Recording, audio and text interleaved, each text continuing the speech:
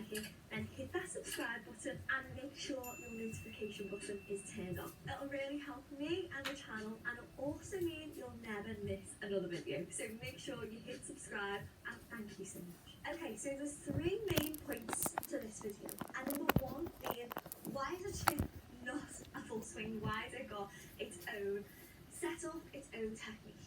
And basically, it's pretty much obvious. It's a very short shot. It doesn't require much body movement, but so many golfers get confused and assume it's the exact same kind of setup and technique. We're going to go into that in a lot more detail, but I really need you to understand that this is its own shot.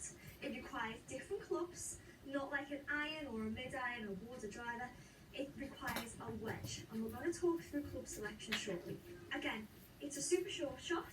It doesn't require a super long swing, and that's what I see so many golfers doing, trying to merge a full swing in with this, but it just overcomplicates it.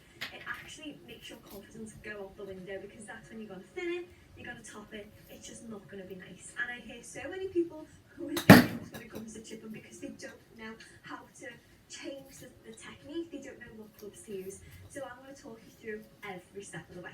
As well, we've heard of a pitch shot, and again, a lot of people get confused with where does a pitch shot come into this.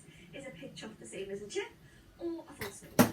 That's a different shot altogether. That's got its own setup, its own technique, its own purpose. But today is about chipping, not a full swing, not a pitch shot, the chip shot.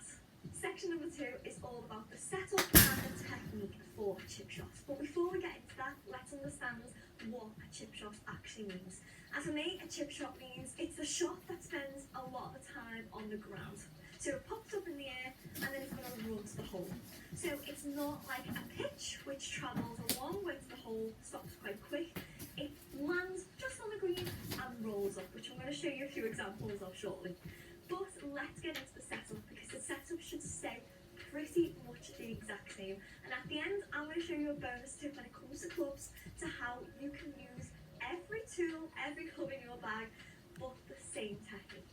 So where do we start with setup? Setup with our chip shots. I'm using a standard 54 degree for this, just to show you how I would set up and how I would advise you to do. So we've got a nice short chip here, probably around 1, 2, 3, 4, 5, 6, around 5 to 10 yards just from the green. So using my 54 degree. From here, I want to take my ball position. So ball position needs to be back of the stance. So back of the stance like this.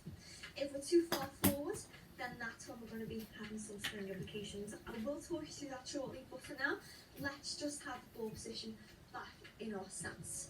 From there, we need that weight distribution. So we need our weight ever so slightly forward like this. So we're saying 60% forward, 40% back.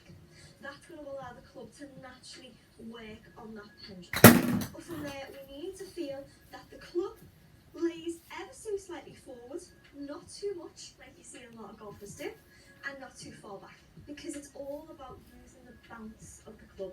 And the bounce is this part here. So if I lay this club flat to the ground, we can see we've got this gap between me and the club.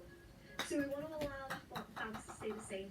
We don't want to be scooping, so we don't want to be using a lead edge, and then we don't want to be chunking. We don't want to be chunking that down to the ground. So this is where a thin comes from, and this is where a chunk comes from. Either those two are going to cause so much heartache on the course.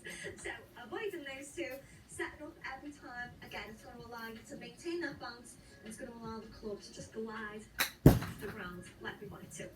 And then from there, we just need to stand closest to the ball. So again, it's not like a full swing where we're standing this distance away. We need to bring the club in closer, like this. So it's what we call heel down, toe up. Okay, and what that does, that allows the club to work almost straight. It allows you to control the club, and it produces such clean, consistent, straight shots. And as we stand close to the ball, we're just going to drop our hands down the grip like this. Again, you can see I've got my hands quite close to my body, just because it requires a pendulum motion.